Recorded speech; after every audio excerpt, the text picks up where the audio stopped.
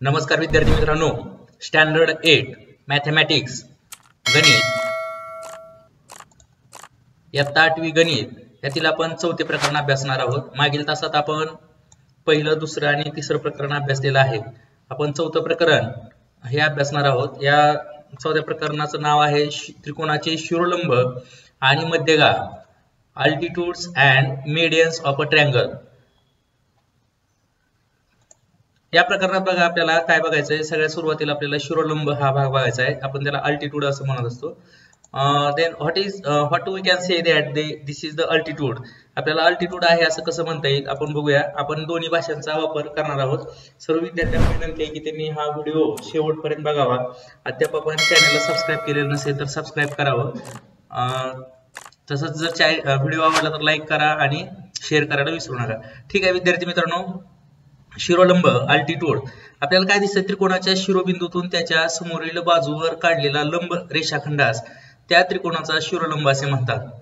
म्हणजे त्रिकोणाचा आपल्याला काय बघितलं बघा इथं, त्रिकोणाच्या शिरोबिंदूतून, आता त्रिकोणाचे 3 शिरोबिंदू आहेत, ए बी सी। आपण रंग बदलूया बघा, थोडासा रंग फिक्कट येतोय। त्रिकोणात 3 शिरोबिंदू दिसतात, शिरोलंब दिसतात आपल्याला, ए बी आणि सी असे। तर आपल्याला बघता येईल हा ए मोठे घेऊया, टिपका आपण डॉट बिंदू, आपण बी सी हा त्रिकोण आहे आणि शिरोबिंदू ए मधून काय केलेलं आहे, जी पुढची बाजू आहे त्या पुढच्या बाजूवर आपण लंब काढलेला। लंब म्हणजे इथं काय झाला पाहिजे, 90 अंशाचा कोन झाला पाहिजे। आपण त्याला शिरोलंब असं म्हणलेलं, म्हणजे एका शिरोबिंदूतून दुसऱ्या बाजूवर काढलेला लंब म्हणजे शिरोलंब असं त्याचा आपल्याला साधा अर्थ लक्षात घेता येईल। आपण त्याला शिरोलंब असं म्हणत असतो। Altitude, what we can be define the altitude, let us see. The perpendicular segment drawn from the vertex of a triangle on a side opposite to it is called the altitude of a triangle. Let us see. This is the triangle ABC. We can say that point A, point B, and point C. We know that it has a 3 vertex point A, point B, and point C. And when we draw a perpendicular on the opposite side, if it will be the perpendicular, it means the 90 degree. Then what we can say that this is the altitude AP. We have been given the name as altitude point AP, so this is the altitude AP. Let us see here activity, location of the orthocenter of a triangle. What is the activity? First, draw a right angled triangle. We are just going to draw a right angled triangle and draw its all altitude and write the point of congruence. We are just going to draw a right angle triangle and drawing all the 3 its altitude. Let us draw this on the GeoGebra page. कोणताही एक काटकोन त्रिकोण काढा, त्याचे सर्व शिरोलंब काढा आणि ते कुठे मिळतात ते बघा। ठीक आहे, आपण विद्यार्थी मित्रांनो हे जे आपलं ऍक्टिव्हिटी आहे ते आपण GeoGebra पेज वरती घेऊया। आपल्याला इथे GeoGebra पेज दिलेला आहे। आता इथे आपल्याला काय करायचं, राईट अँगल ट्रायंगल काढायचा आहे।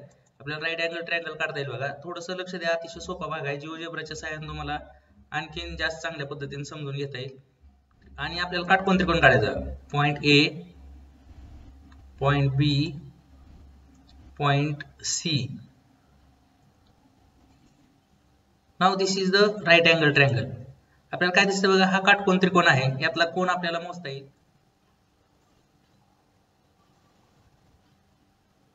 90 अंशाचा।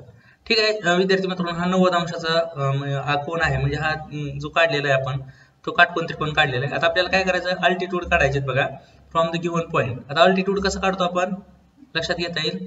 पॉइंट ए वरती आपण जाऊन पुन्हा काय करतो, पॉइंट बी वरती आपण अल्टिट्यूड आपल्याला काढता येईल। पॉइंट ए वरून आपण बाजू बीसी वर हा लंब काढलेला आहे बघा। ही जो दिसतोय तो आपल्याला लंब आहे, पॉइंट ए वरून बाजू बीसी वरती काढलेला। तसं आपल्याला काय करायचं, पॉइंट सी वरून, आता पॉइंट सी ला आधी आपण क्लिक करतोय आणि त्यानंतर बाजू बीसी ला क्लिक करतोय। आपल्याला हा सुद्धा अल्टिट्यूड मिळाला बिंदू सी वरून बी वरती। ए वरून मिळालेला आहे आपल्याला, सी वरून मिळाले। आता बिंदू बी वरून काढता येईल बघा।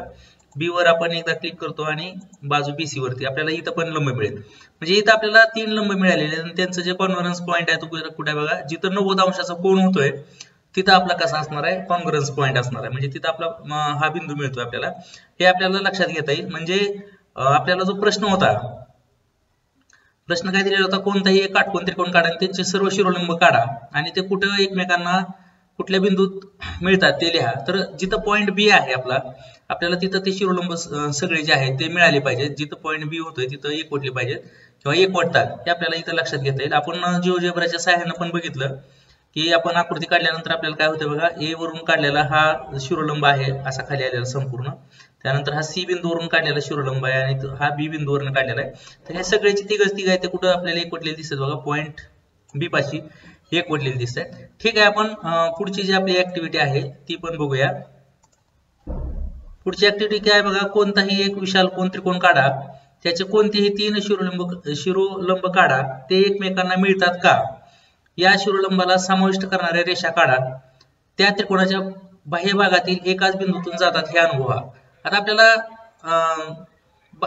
आता आपण जसं काटकोन त्रिकोण काढला, जसं राईट अँगल ट्रायंगल काढला, तसं ऍब्सोल्यूट अँगल ट्रायंगल आपल्याला काढायचं आहे. आता इथं जास्त काय आपल्याला अवघड असणार नाही बघा. आपण जे जिओजेब्राचं त्रिकोण काढलेला आहे, आपल्याला काय करायचं, फक्त हा राईट अँगल आहे. आता हा जरी राईट अँगल असला तरी बघा, मी आता इथं जर कोण राईट अँगल असेल तर मी फक्त सगळ्यांच्या बाजू बदलतोय, तरी सुद्धा जो कॉन्ग्रन्स पॉईंट आहे का तो बदलत नाही बघा.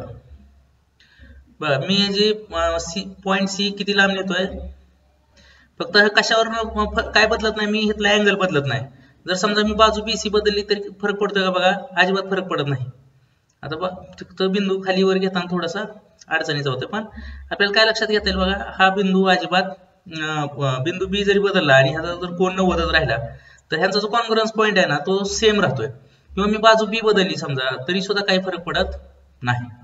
मग फरक कधी पडतो बघा, जर आपल्याला ह्या त्रिकोणाचा जो फरक आहे, फरक जर बदलला, म्हणजे आता हा कसला आहे, काटकोन त्रिकोण आहे. जर समजा मी हा विशाल कोन त्रिकोण केला, ठीक आहे, आता दिसेल बघा आपल्या सगळ्यांना. आता इथे काय केलंय आपण बघा, हा विशाल कोन त्रिकोण केलेला आहे, आपण हा छोटा केलेला आहे, आणखी आपल्याला किती छोटा करता येईल हा त्रिकोण, म्हणजे हा 127 डिग्रीचा झालेला आहे. आता आपल्याला ह्याचा अँगल मेजरमेंट हे अँगल बदलता येणार आहे. आता आपण हे किती जरी बदललं, किती जरी मोठा कोन विशाल कोन करायचं ठरवला तरी सुद्धा आपल्याला काय लक्षात घेते बघा, ह्याचे जे मिळणारे कॉन्ग्रन्स पॉईंट आहेत शिरोलंबाचे ते कुठे मिळतात, त्रिकोणाच्या बाहेरच्या बाजूला मिळतात. आणि हा बरोबर 90 झाला काय होतील,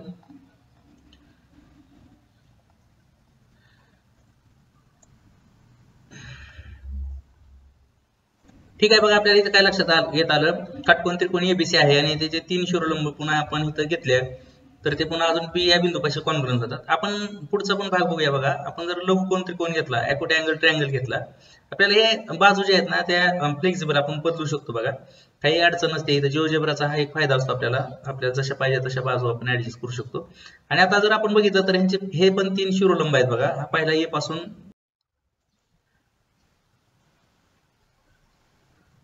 पासून बीसी वरती इथं हा लंब आहे, इथं पण 90 अंशाचा कोन आहे, आपल्याला लक्षात घेता येईल. जर तुम्हाला असं वाटत असेल की हे 90 अंशाचा आहे का, तर इथे आपल्याला एक बिंदू द्यावा लागेल फक्त, आणि पुन्हा हा जो कोन आहे तो मेजर करावा लागेल.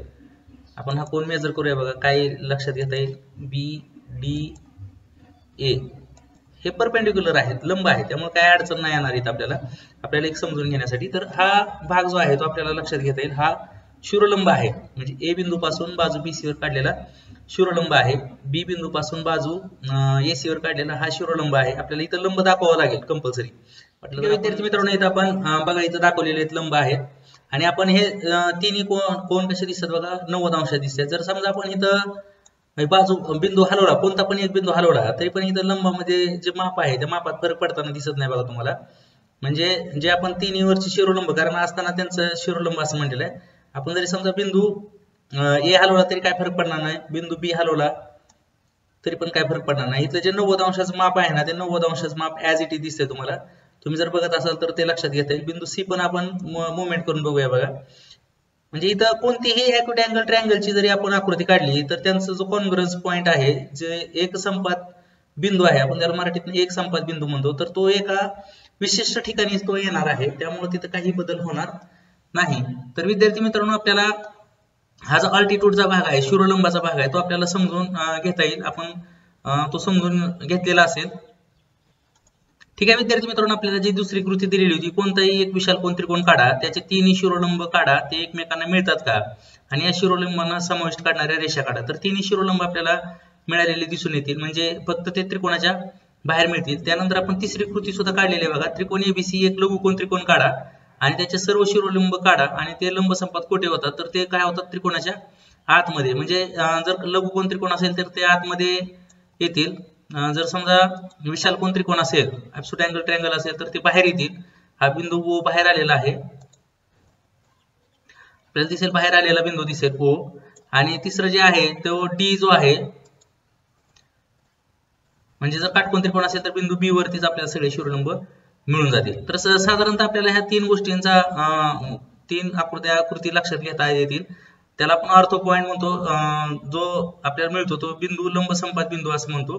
पुढचा मुद्दा आहे बघा आपल्याला मध्यगा, मीडियन. आता मीडियन सुद्धा आपल्याला बघता येईल. मीडियन चा अर्थ आपण समजून घेऊया बघा. मीडियन म्हणजे काय, त्रिकोणाचा शिरोबिंदू व त्याच्या समोरील बाजूचा मध्यबिंदू. आता हा जो आहे तो मध्यबिंदू आहे बघा, बरोबर एच सी हा जो रेषाखंड आहे तो निम्मा करतोय आणि हा त्या बाजूचा शिरोलंब आहे आणि ही जी रेषा आहे बरोबर काय करते, ह्याला निम्मी करते. म्हणून हा डी बिंदू आपल्याला इथं लक्षात घेता येईल. तो कसा आहे, डी बिंदू हा मध्यबिंदू आहे. म्हणजेच मध्यगा म्हणलं तर काय आपल्याला लक्षात घेता येईल, त्रिकोणाचा शिरोबिंदू व त्याच्या समोरची जी बाजू आहे. आता ही समोरची बाजू आहे ह्या बिंदूची. आपण हा बिंदू घेतला बघा, एफ बिंदू घेतला, तर एफ बिंदूच्या समोरची जी बाजू आहे त्या समोरच्या बाजूवर आपल्याला काय लक्षात घेता येईल, त्याचा मध्यबिंदू घ्यायचा आहे. आणि त्याचा मध्यबिंदू घेतला की आपल्याला काय मिळणार आहे, जी मिळणारी आहे तिला आपण मध्यगा म्हणलेला आहे. म्हणजे बिंदू इथं एफ आहे आपला आणि त्याच्या पुढची बाजू जी आहे, पुढची बाजू कुठली आहे, एच सी सॉरी, तर त्याच्या बरोबर मध्यबिंदू घेतला आपण तर काय आपल्याला लक्षात घेता येईल, आपण ह्या एफ डी ला काय म्हणणार आहे, मीडियन असं म्हणणार आहे. इंग्रजी माध्यमातून पण बघूया बघा आपल्याला काय म्हणता येईल. This is the median. We are just learning about the median. The segment joining the vertex and the midpoint of the opposite side.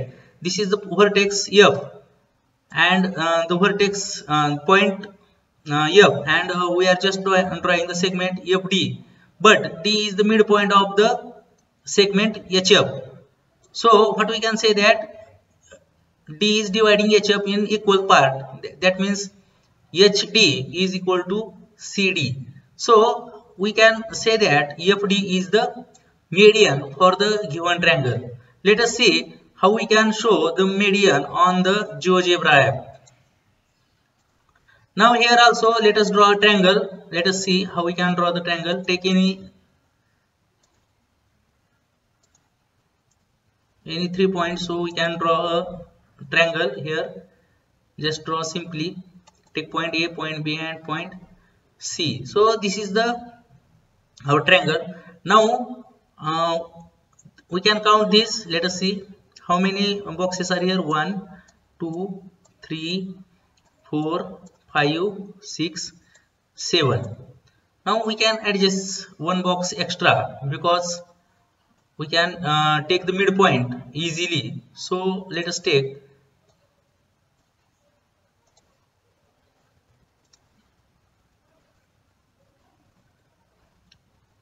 So how many boxes are here? It means 8 centimeter, 8 unit. 1 2 3 4 5 6 7 8. Now we are just drawing the segment and how we can drawing this segment. Let us see. This is point B, 1 2 3 and 4, having the midpoint of a point BC. So D is the midpoint of the given point BC. Let us see. This is the midpoint. Let we can be checked here. This is the 1 2 3 and 4. This is the equidistance. 1 2 3 and 4. This is also the equidistance. So आपल्याला काय लक्षात घेता येईल बघा, दोन्ही समान अंतरावर बिंदू डी आपण घेतलेला आहे आणि आता ही मध्यबिंदू मध्यगा काढल्यामुळं आपल्याला त्रिकोणात काय फरक पडेल का बघा. आपण त्रिकोणाचे मगाशी जसे बिंदू बघितले होते जागा त्यांची बदलून, तर आता इथं काय लक्षात येते का बघूया आपण हा बिंदू ए चेंज करूया बघा जागा. आता इथं बघा डी बिंदू जागा सोडत नाही, कारण काय होतंय, आपण बाजू बीसी जी आहे ती बाजू बीसी बरोबर कुठे घेतलेली होती बघा, त्याचा मध्यबिंदू डी घेतलेला आहे. म्हणजे आपण कशी जरी आकृती काढली तर डी बिंदू बदलत नाही आणि म्हणून ही मध्यगा आहे.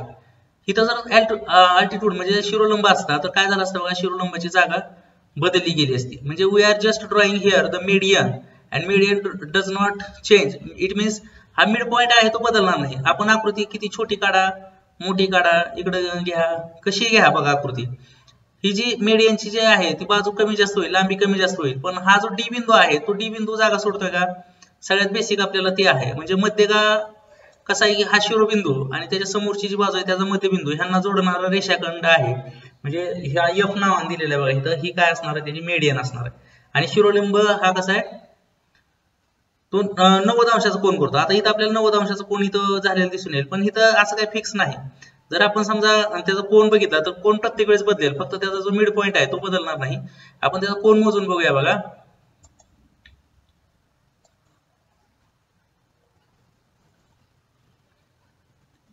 आता इथं कोन घेतला आपण, आता किती दिसते 90 दिसते.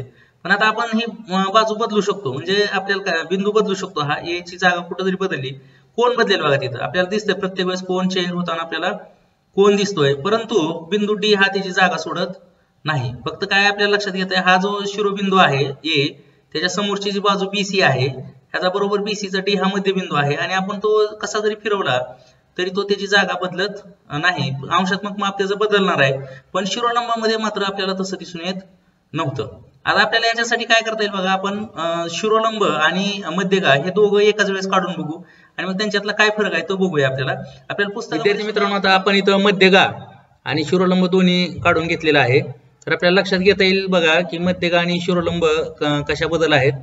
आता हा जो बिंदू दिसतोय आपल्याला डी, हा डी बिंदू जागा सोडत नाही, आणि हा जो अल्टिट्यूड आहे शिरोलंब आहे तो मात्र जागा सोडतोय. म्हणजे काय लक्षात घेता येईल बघा आपल्याला, बाजू जसं जसं आपण बिंदू साईडला नेतोय, आता हा बरोबर लंब झालेला आहे, तर आता इथं वेगळ्या ठिकाणी येतोय, आणि जसं आपण विशाल कोन त्रिकोण करतोय तस तस तो जागा बदलतोय. म्हणजे प्रत्येक वेळेस आपल्याला काय लक्षात घेता येईल बघा, शिरोलंबाची जागा बदलते, पण जो मध्यगा आहे मध्यगाची जागा बदलत नाही. मध्यगातला कोन बदललेला आपल्याला दिसतोय. वाटलं तर आपण मध्यगाचा कोन आपण मागाशी घेतलेला होता, आता पण आपण तो लक्षात घेऊया मध्यगाचा कोन.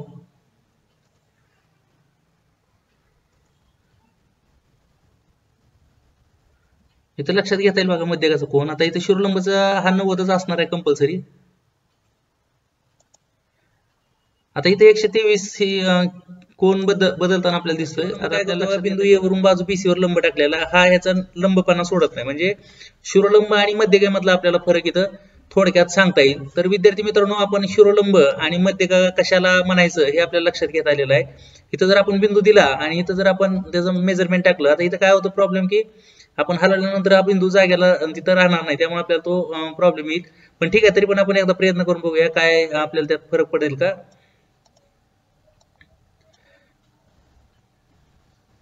सी ई ए, आता हा 90 आहे ना, हा 135 आहे. आपण जर आता जागा बदलली तर काय लक्षात घेता येईल का बघूया त्यांच्यात काय फरक पडतोय का. नाही बघा, बदलत जागा. साधारणतः हा बिंदू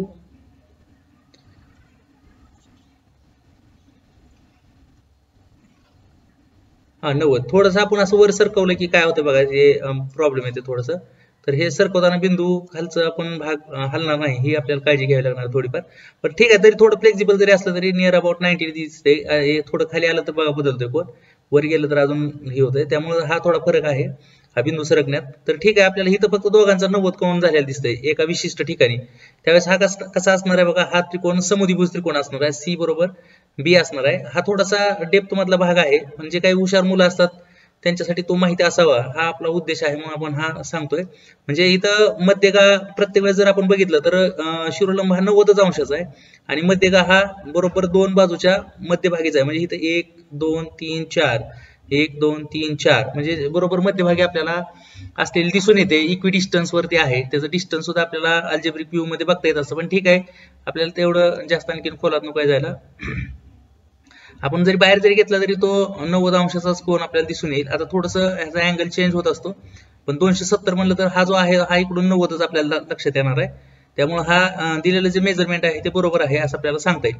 ठीक आहे विद्यार्थी मित्रांनो, काही हरकत नाही, आपल्याला हा भाग लक्षात आलेला आहे असं आपल्याला समजता येईल. मध्यगा आणि शिरोलंब, median and the altitude. This one is the altitude. AE is the altitude and AD is the median. AE हा शिरोलंब आहे, तर AD कसा आहे मध्यगा आहे. आपल्याला हा भाग लक्षात घेता येईल. ठीक आहे, आपण पुढचा भाग बघूया. बघा आपल्याला जे दिलेला आहे पॉइंट, तो पॉइंट आपण समजून घेण्याचा प्रयत्न करूया. आपल्याला प्रॅक्टिस सेट 4.1 दिलेला आहे. प्रॅक्टिस सेट 4.1 आपण बघूया आपल्याला काय प्रॅक्टिस 4.1 मध्ये लिहिता येईल. पहिलाच प्रश्न दिलेला आहे बघा, इथं काय दिलेला आहे पहिला प्रश्न, इन ट्रायंगल LMN, हा ट्रायंगल LMN दिलेला आहे आपल्याला. हा ट्रायंगल आपल्याला अशी सवय असली पाहिजे की उदाहरण सोडवत असताना भूमितीमध्ये साधारणतः, आता हा जॉमेट्रीचा भाग आहे, तर इथं काय सवय असली पाहिजे की आपण उदाहरण वाचत असताना आपली पेन्सिल जी आहे त्या आकृतीवरून फिरली पाहिजे. म्हणजे जर समजा इन ट्रायंगल LMN असं म्हणलेलं असेल तर आपल्याला लगेच आपली पेन्सिल कशी आली पाहिजे, इन ट्रायंगल LMN अशी आली पाहिजे. हा त्रिकोण आपला पूर्ण झाला पाहिजे आपण पेन्सिल फिरवत असताना, म्हणजे आपण साधारणतः त्या आकृतीचं आपल्याला अंडरस्टँडिंग, जे समजून घ्यायची पद्धत आहे ती लक्षात येते. Dash dash is an altitude and dash dash is a median. आता ह्याच्यामध्ये आपल्याला काय सांगायचं बघा की कोण मध्यक आहे आणि ह्यातला कोण शिरोलंब आहे ते सांगायचंय. मराठी मीडियमच्या पुस्तकातला पण आपण प्रश्न वाचाय बघा. त्रिकोण LMN मध्ये आपल्याला आताच सांगितल्याप्रमाणे काय करायचं, LMN वाचताना कसं वाचायचं, त्रिकोण LMN वाचताना आपली पेन्सिल त्याच्यावर फिरली पाहिजे. म्हणून त्रिकोण LMN मध्ये टिंबटिंब हा शिरोलंब आहे. आपल्याला शिरोलंब इथं काय आहे ते लिहायचं आहे आणि टिंबटिंब ही मध्यक आहे ते पण आपल्याला इथं लिहायचं आहे. विद्यार्थी मित्रांनो, ह्या प्रश्नाचं उत्तर तुम्ही द्यायचं आहे आणि तुमच्यासाठी आपण 15 सेकंदाची वेळ देणार आहोत. 15 सेकंदामध्ये तुमचं उत्तर आलं असलं पाहिजे. आणि कमेंट बॉक्स मध्ये लिहिताना काय करायचं, जो शिरोलंब आहे त्याचं नाव लिहायचं, कॉमा द्यायचा, आणि जी मध्यक आहे त्याचं नाव लिहून कॉमा द्यायचा. ते ओळीने आले पाहिजेत, म्हणजे आधीच कंपल्सरी शिरोलंब लिहा. तुमची वेळ सुरू होते आत्ता.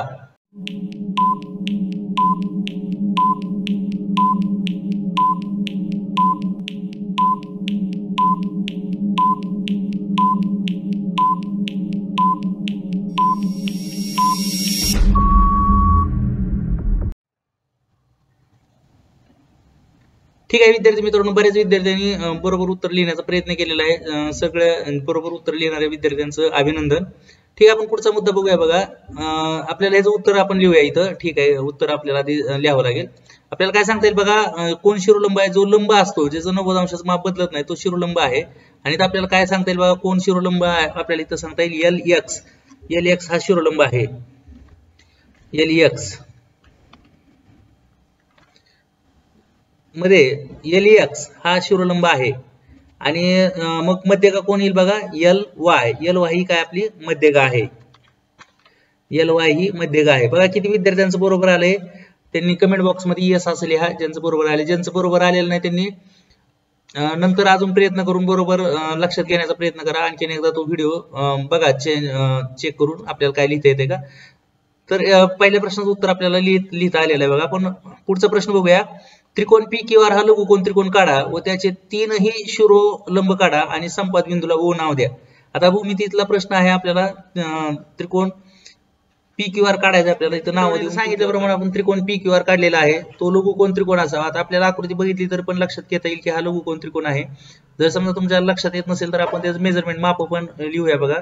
आपल्याला आधी Q बिंदू Q कोणाचं माप लिहिता येईल, Q. त्यानंतर P चं लिहूया आपण. ह्या सॉफ्टवेअर मध्ये अतिशय सोपा भाग आहे बघा. तुम्ही जर कॉम्प्युटर कोणाकडे असेल तर तुम्ही GeoGebra सॉफ्टवेअर डाउनलोड करून त्याच्यावर पण भूमिती अभ्यासू शकता. तर साधारणतः तिन्ही कोणाच्या मापाची बेरीज 180 अंश असते वगैरे, हे जे आहेत आपल्याला गुणधर्म लक्षात घेता येतील. लघुकोण कुठाला म्हणलेला आहे, ज्या त्रिकोणातले तिन्ही कोणाचे माप जे आहेत ते जनरली 90 अंशापेक्षा कमी असतील. आता हा लघुकोण त्रिकोण होईल का, तर नाही.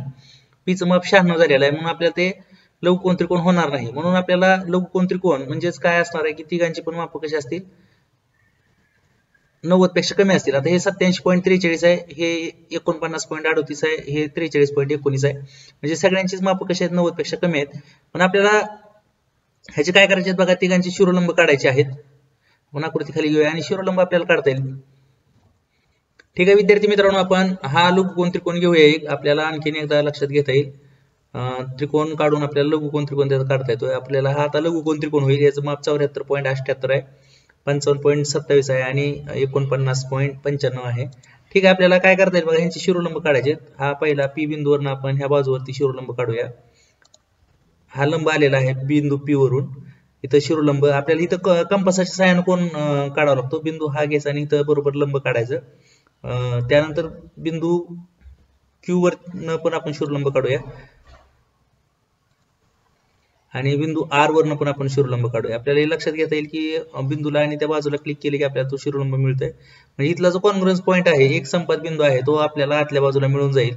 आणि त्याला आपल्याला काय नाव द्यायला सांगितलेलं बघा, तर त्याला O नाव द्या असं सांगितलेलं आहे. तर आपल्याला तिथं O नाव देता येईल एक संपात बिंदू काढून. आता इथं थोडंसं सॉफ्टवेअरच्या सहाय्याने काढावं लागतोय आपल्याला, पण तुम्हाला ऍक्च्युअली जे काढायचंय ते कसं काढायचंय, जे आपल्याला कंपासातील साहित्य दिलेलं आहे त्याचा उपयोग करून आपल्याला ते काढायचं असतं. ठीक आहे, आपण पुढचा प्रश्न बघूया बघा. त्रिकोण एस टी व्ही हा विशाल कोण त्रिकोण काढावं, त्याच्या मध्यगा काढून त्याचा मध्यगा संपात दाखवा. आता इथं मध्यगा संपात दाखवायचा आपल्याला. मग इंग्लिश मीडियम मधनं पण प्रश्न वाचूया. Draw an obtuse angle triangle STV, draw its median and show in the centroid. So on the GeoGebra page, let us see what we can be draw here. This is the obtuse angle triangle STV, and these are the medians. Median SA, median TB, median VC. These are the medians. So this is the obtuse angle triangle. आपण विद्यार्थी मित्रांनो विशाल कोन त्रिकोण काढलेला आहे. विशाल कोन त्रिकोण आपण काय लक्षात घेता येईल, एका कोणाचे माप हे 90 अंशापेक्षा जास्त असतं. इथं अल्फा बरोबर दिलेला आहे 90, 120.96 डिग्री. आपल्याला 90 पेक्षा जास्त पाहिजे. तर ठीक आहे, तर आपल्याला अशा पद्धतीने जर आपण काढलेला असेल तर त्याच्या मध्यगा मात्र आपल्याला आतमध्ये मिळत असतात एकमेकांना. दिस इज द सेंट्रॉइड पॉइंट, आणि आपण ह्याला नाव देऊ शकतो. आपण आपल्या सोयीनुसार नाव आपल्याला देता येईल. ठीक आहे, काय हरकत नाही. इथं आपल्याला नाव देता येईल नवीन डी असं नाव आपण इथं दिलेलं आहे बघा. आपल्याला नाव पण बदलता येईल. ठीक आहे, आणि अजून एक तुम्हाला ह्यात दाखवण्यासारखं म्हणजे आपण हा जर पॉईंट सरकवला तर आपल्याला मध्यगा कशा बदलतात ते आपण ते बघूया बघा. हा आपण पॉईंट सरकवतो. जिओजेब्रा मध्ये आपल्याला काय करता येतं बघा, प्रत्येक वेळेस वेगळी आकृती काढण्यापेक्षा लक्षात घेता येईल. म्हणजे जर समजा हा काटकोन त्रिकोण असेल तरी पण ज्या मध्यगा आहेत त्यांचं जे सेंट्रॉइड पॉईंट आहे तो मध्यभागी आलाय. आता हा 90 अंशाचा कोन आहे बघा. जरी आपल्याला विशाल कोन दिलेला असेल तरी हा काटकोन त्रिकोण आहे. ह्याचा सुद्धा कुठं आलेला आहे बघा, बरोबर मध्यभागीच. त्यानंतर लघुकोन त्रिकोण येईल इथं, त्यांचा सुद्धा सेंट्रॉइड कुठं आलेला आहे बघा, मध्यभागीच आलेला आहे. आणि जर आपण विशाल कोन त्रिकोण काढलेला असेल, obtuse angle ट्रायंगल काढलेला असेल, तरी पण त्याचा जो मीडियनचा जो इंटरसेक्शन आहे किंवा जो सेंट्रॉइड पॉईंट आहे तो बरोबर मध्यभागीच येतो. म्हणजे आपण एक जरी आकृती बघितलेली असेल तरी एका आकृतीमधून तिन्ही गोष्टी आपल्याला इथं कन्फर्म करता येतील. इथं लघुकोन त्रिकोण आहे, हा इथं काटकोन त्रिकोण आहे, आणि हा विशाल कोन त्रिकोण आहे. म्हणजे दोन्ही बाजूला पण ते काढता येईल. असं कशी जरी आपण आकृती फिरवली तर बघा सेंट्रॉइड पॉईंट आपला बदलत नाही, हे आपल्याला लक्षात घ्यायचं आहे बघा. जो मध्यभागी येणार आहे मीडियन असेल तर. अल्टिट्यूड साठी मात्र काय होत होतं बघा, ज्यावेळेस काटकोन त्रिकोण होतं त्यावेळेस बिंदू बी वरती येत होता. विशाल कोन त्रिकोण झाले की बाहेरच्या बाजूला, आणि लघुकोन त्रिकोण झाले की आतल्या बाजूला अल्टिट्यूड येत होते. ठीक आहे विद्यार्थी मित्रांनो, आपल्याला पुढचा प्रश्न बघता येईल. Draw an obtuse angle triangle element, draw its altitude and denote the orthocenter of point O. आता इथं आपल्याला आपण मागाशी बघितल्यासारखं काढायचा आहे तो अँगल. त्यानंतर draw right angle triangle XYZ, draw its median and show there mid points on the concurrence point G. आता सेम आहे बघा, एकच आकृतीत आपल्याला सगळं दाखवता येईल. इथं राईट अँगल ट्रायंगल दाखवून मीडियन दाखवायचा, इथं आपण राईट अँगल ट्रायंगल दाखवता येईल लगेच. आपल्याला कोण इथं दिसत आहे आणि हा जो आहे तो जी आपल्याला असा दाखवायचा आहे. आता इथं आपल्याला जो रूल आहे ना तो रूल थोडस लक्षात घ्यायचा आहे. इथं जी पॉईंट आपण चेंज करून घेऊया, डी च्या ऐवजी आपल्याला इथं जी पॉईंट लिहिता येईल. आता हा जी पॉईंट झाला, आपण याला ग्रॅव्हिटेशनल गुरुत्वीय मध्ये पण असं म्हणलेलं आहे, आणि हे 2:1 मध्ये डिवाइड करतो. जर समजा हा असा असेल तर ह्या बाजू कशा असतात, मध्यगा 2:1 असतात. म्हणजे ही दोन असेल तर ही एक असते, ही 2 असेल तर ही एक असते. आपल्याला त्याचा अल्जेब्रिक व्ह्यू सुद्धा इथं बघता येईल बघा. आपण थोडंसं इकडं घेऊया अल्जेब्रिक व्ह्यू मध्ये, आणि मग सेगमेंटची जी माप आहे ते आपल्याला लक्षात घेता येतील.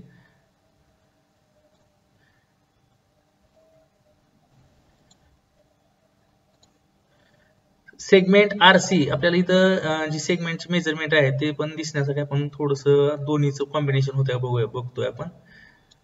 आकृती आपल्याला इकडे घ्यावी लागेल उचलून.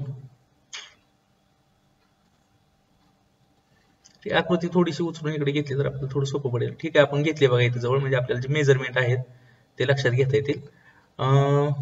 सेगमेंट आपल्याला बघायचे, सेगमेंट RC, आर आणि सी. RC दिलेले टोटल सेगमेंट किती आहे, 6.61 आहे. आता याच्यात थोडंसं जे अंतर आहे ते कमी जास्त आहेत बघा. आपण जर मुवमेंट करून बघितली तर 6.678 पर्यंत येईल का आपल्याला, म्हणजे आपण 6 जर घेतले तरी 4:2 असं आपल्याला लिहिता येईल. आपल्याला 6 घ्यावं लागेल. RC 6 म्हणजे 4:2 आपल्याला लक्षात घेता येईल. ठीक आहे, मार्जिनचा फरक राहतो थोडासा. 591 98 6.07. डेसिमल मध्ये थोडस चेंज होतंय, पण ठीक आहे, काय हरकत नाही. पण आपल्याला अप्रॉक्सिमेटली किमती लक्षात येतील. 6 असेल तर ह्याची जी किंमत आहे RG ती 4 असली पाहिजे. आपण RG ची किंमत बघूया, सेगमेंट R आणि G, म्हणजे ती जर 4 च्या नियर अबाउट असेल तर आपल्याला लक्षात घेता येईल. RG किती आलेले आहे, हा ठीक आहे 4.11 आलेले आहे, आणि उरलेली किती येणार आहे बघा, हे नियर अबाउट 2 च्या आसपास येईल, म्हणजे 2:1 1.87. म्हणजे ह्या ज्या दोन सेगमेंट आहेत हे तर कसं झालं 2 असे 1, म्हणजे 4/2 म्हणजे 2 असे. सगळ्यांसाठी तसंच आपल्याला रूल सांगता येईल बघा. हा टी पासून जी किती आलेला आहे 2.51, आणि मग जी पासून बी किती येत आहे 1.14, म्हणजे 2:1 दिसतंय आपल्याला, काय अडचण नाही इथं. ए पासून पी पासून पण बघा जी पर्यंत आपण काढलं, त्याचं मेजरमेंट घेतलं आपण, तर 3.53 येतं, म्हणजे 3.5 येतं. तर त्याच पद्धतीने आपल्याला पुढचं पण सेगमेंट येईल 2.13. म्हणजे विद्यार्थी मित्रांनो आपल्याला काय लक्षात घेता येईल, जर हे सेंट्रॉइड पॉईंट असेल तर आपल्याला ते कशा रेशो मध्ये डिवाइड केलं जातं, 2:1. ह्या रेशो मध्ये हे एकमेकांना डिवाइड करतात, 2:1.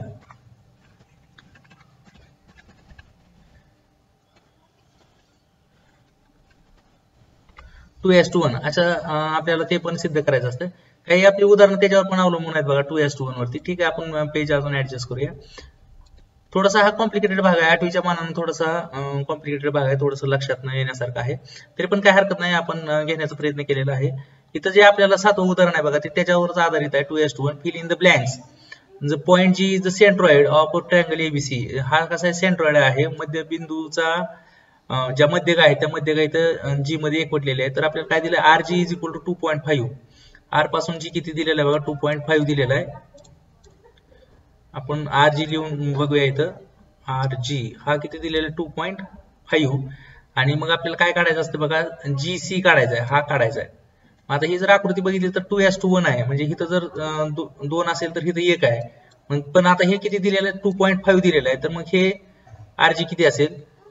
विद्यार्थी मित्रांनो ह्या प्रश्नाचं उत्तर तुम्ही द्यायचंय, आणि ह्यासाठी सुद्धा तुम्हाला मिळतील 15 सेकंद, आणि तुमची वेळ सुरू होते आत्ता.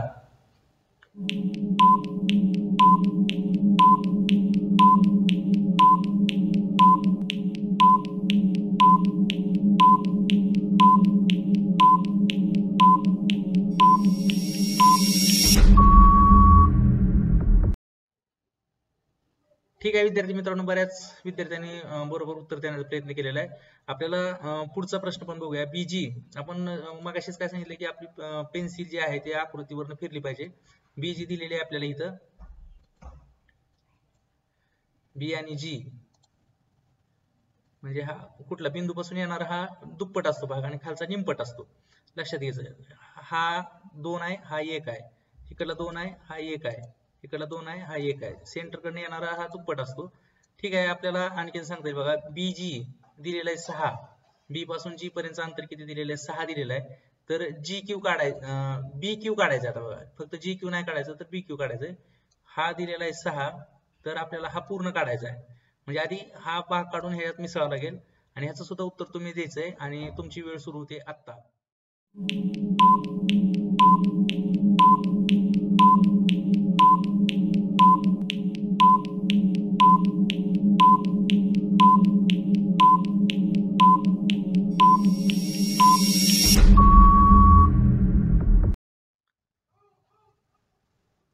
ठीक आहे, बघा तिसरं एक्झाम्पल पण बघूया आपण. लेंथ एपी दिलेली आहे, ए पासून पी पर्यंतचे अंतर. लेंथ एपी बरोबर 6. लेंथ एजी काढायची आपल्याला, तर ही एजी किती असेल. तर हे सुद्धा उत्तर आपल्याला सांगता येईल. तर इथं आपण काय करत असतो बघा, ज्यावेळेस अशी लेंथ दिलेली आहे, आपण हे सोडून घेऊया, म्हणजे तुम्हाला शेवटचं विचारता येईल मला. ही दोन्ही पण माहित नाही आपल्याला, पण इथं काय लिहिता येईल बघा, 2:1 आहे ह्यांचा रेशो, म्हणून ह्यांचा कॉमन मल्टिपल फॅक्टर, आपण त्याला काय म्हणत असतं, कॉमन मल्टिपल फॅक्टर.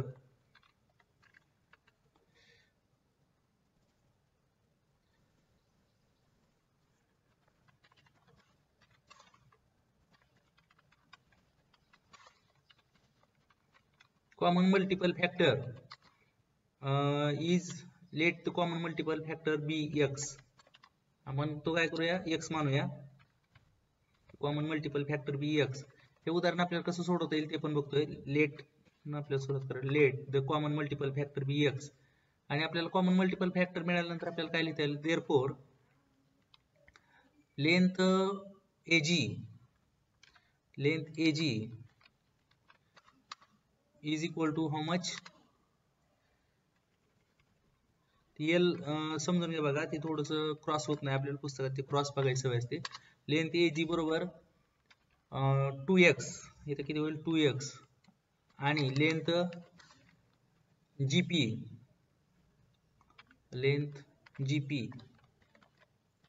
बरोबर काय होईल बघा, x फक्त होईल, कारण 2:1 आपल्याला रेशो ठेवायचा आहे. टोटल लेंथ दिलेली आपल्याला, देअरफॉर आपल्याला काय लिहिता येईल, 2x plus x is equal to how much, 6 दिलेला आहे. इथे काय लिहिता येईल बघा, 2x प्लस 6 दिलेला आहे, देअरफॉर 3x, म्हणून 3x बरोबर काय होईल 6, म्हणून x बरोबर काय होईल, x बरोबर 6 भागिले 3, म्हणून खाली काय लिहिता येईल बघा आपल्याला, x बरोबर 3 2 6 2. म्हणून आपल्याला काय विचारलं, लेंथ AG विचारलेलं आहे. लेंथ AG म्हणजेच काय आपण वापरलेलं होतं, AG बरोबर 2x, म्हणून लेंथ AG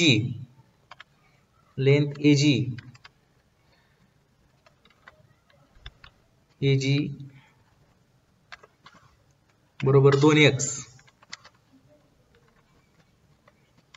बरोबर 2 गुणिले 2 बरोबर 4. जर ही 4 असेल तर उरलेली किती असणार आहे, 2 असणार आहे. x ची किंमत म्हणजेच GP ची किंमत आहे. तर विद्यार्थी मित्रांनो, अशा पद्धतीने आपल्याला हे जे आहे ती उदाहरणं सोडवता येत असतात. आपल्याला ही उदाहरणं सोडवायची आहेत. तुम्ही पण ही उदाहरणं तुमच्या वहीमध्ये सोडवा आणि शक्य झाल्यास व्हॉट्सअपवर फोटो पाठवण्याचा प्रयत्न करा. आपण हा व्हिडिओ पाहिला, आपल्याला जर आवडला असेल तर चॅनलला सबस्क्राईब करा, व्हिडिओला लाईक करा, आणि आपले मित्र असतील तर मित्रांना शेअर करा. धन्यवाद.